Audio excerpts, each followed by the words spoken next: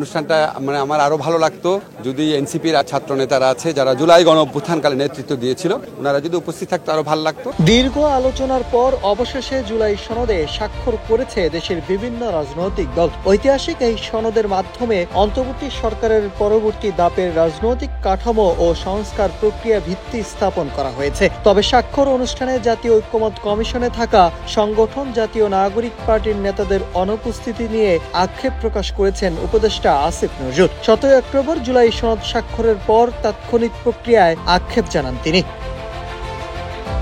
তাৎক্ষণিক প্রক্রিয়ায় জানিয়ে আসিফ নজরুল বলেন, এটি নিঃসন্দেহে একটি ঐতিহাসিক দিন, জাতীয় ঐক্যর পথে একটি বড় পদক্ষেপ। তবে আমার আরো ভালো লাগতো যদি এনসিপির ছাত্র নেতারা যারা জুলাই আন্দোলনে অগ্রণী ভূমিকা রেখেছিল, ত্যাগ স্বীকার করেছিল, তারা আজ এখানে উপস্থিত থাকতো।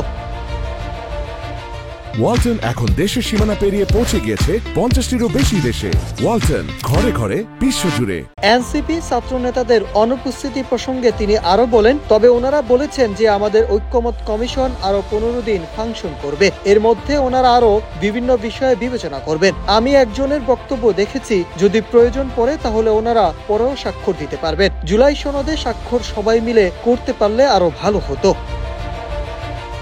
এদিকে এনসিপি জানিয়েছে জুলাই সনদ স্বাক্ষর অনুষ্ঠানটি কোনো আইনি ভিত্তি নেই, এটি কেবল রাজনৈতিক আনুষ্ঠানিকতা হিসাবেই সীমিত থাকবে। তাদের মতে আইনি স্বীকৃতি ছাড়া এই উদ্যোগ জুলাই ঘোষণাপত্রের মতো একপক্ষীয় দলিলে পরিণত হতে পারে। কমিশনের পরবর্তী ধাপে নিজেদের অবস্থান উপস্থাপন করে দাবিগুলো বাস্তবায়ন হলে এবং কমিশনের কাঠামোতে সমঝোতা প্রতিষ্ঠিত হলে ভবিষ্যতে তারা স্বাক্ষর প্রক্রিয়ায় অংশগ্রহণের বিষয়ে পুনর্বিবেচনা করবে।